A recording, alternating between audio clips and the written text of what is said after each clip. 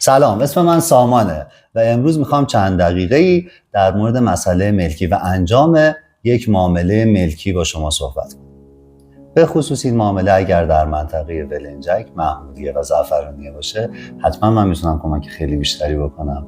به علت اینه که سالهاست در این منطقه من مشغول به فعالیت هستم.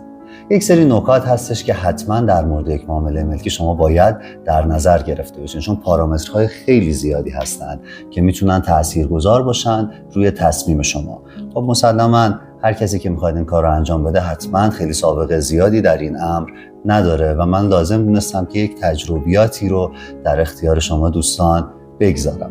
چیزهایی که خیلی مهمه که شما در نظر داشته باشین وقتی که میخواین یک معامله ملکی کنین یا یک خونه رو بپسندین، چه برای اجاره چه برای فروش، این هستش که شما یک لیست از این پارامترها داشته باشین که باید در نظرشون بگیرین و بهشون توجه بکنین و برای هر کدوم یک امتیازی قائل باشین، چون مسلماً یک آپارتمان یا یک واحد نمیتونه تمام ایدئال‌های خودش رو برای شما داشته باشه. یعنی مسلماً ممکنه یک چیزی مد نظر شما باشه که توی یک آپارتمان نباشه، اما مجموع این امتیازهاست که میتونه تصمیم نهایی رو برای شما به ارمغان بیاره.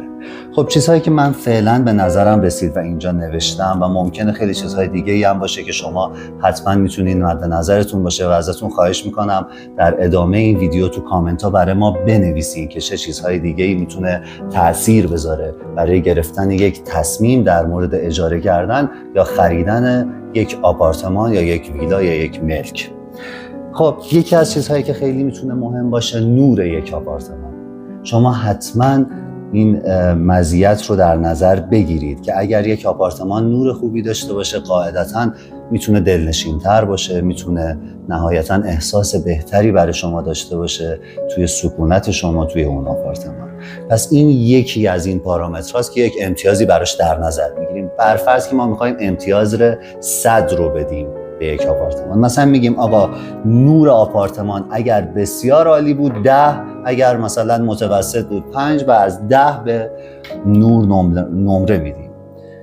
پارامتر بعدی نقشه آپارتمانه، چون نقشه توی چیدمان وسایل شما و توی به هر حال تصمیم شما میتونه خیلی موثر باشه. کسایی دوست دارن که تیوی روم مجزا داشته باشن، نقشه تفکیکی باشه، کسایی دوست دارن نقشه فلت داشته باشن، کسانی اختلاف سطح رو میپسندن و همه اینا دوباره میتونه یک امتیاز تا 10 برای شما در نظر گرفته بشه که آقا تا 10 من نمره میدم که نقشه بشه صورت باشه. اگر نقشه خیلی ایدئالی بود نمره 10 رو میدم، اگر متوسط بود 5 و به همین ترتیب.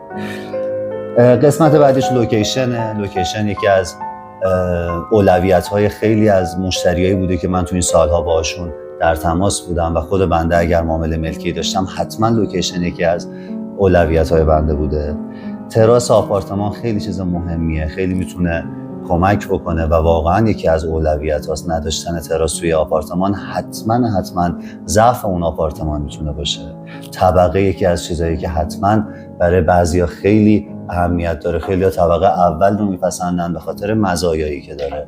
میتونه خیلی از گرفتاریایی که طبقات بالا داره رو طبقه اول نداره.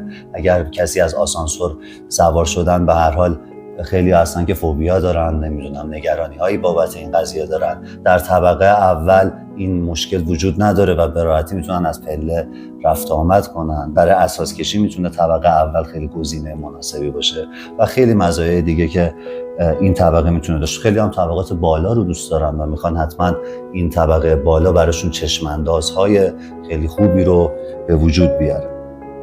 یه نکته دیگه که حتما شما باید توی این امتیازدهی در نظر بگیرین مالک اون آپارتمانه، چه در حوزه خرید چه در حوزه اجاره.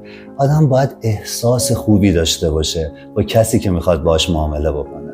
یعنی حتی اگر شما به یه قیمت خوبی از یه آدمی که حس خوبی بهش پیدا نکردین و نتونستین اون ارتباطو بگیرین، اون دلچرکین بودنه اجازه نمیده که شما اون لذت کافی رو از انجام معاملتون ببرین. حالا در حوزه اجاره که خیلی حساسیت بالاتر هست، چون شما در سالهای بعدی هم نمیخواین که هر سال پول اساس کشی بدین، هزینه دفتر املاک بدین، دوباره گشتن. بسیار این پروسه انرژی بر و سختی میتونه باشه. به همین ترتیب خیلی خوبه که آدم دقت داشته باشه روی اون مالکی که میخواد باهاش معاملش رو انجام بده.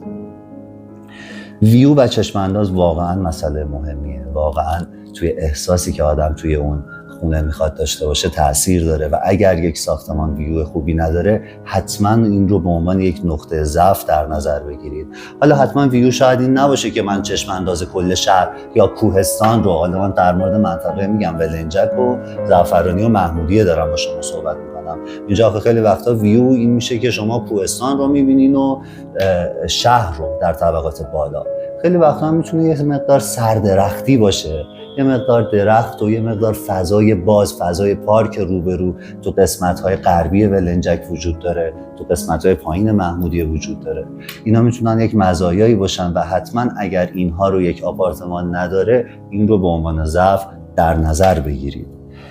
قسمت بعدیش دسترسیه، بسته به اون محلی که شما میخواین تردد کنین. واقعا من خودم تصورم اینه که خوشبخت ترین آدم ها در این جهان آدم هایی هستن که به محل کارشون نزدیکن. خیلی راحت تردد میکنن از خونه تا محل کار. پس این حتما میتونه یکی از اولویت ها باشه.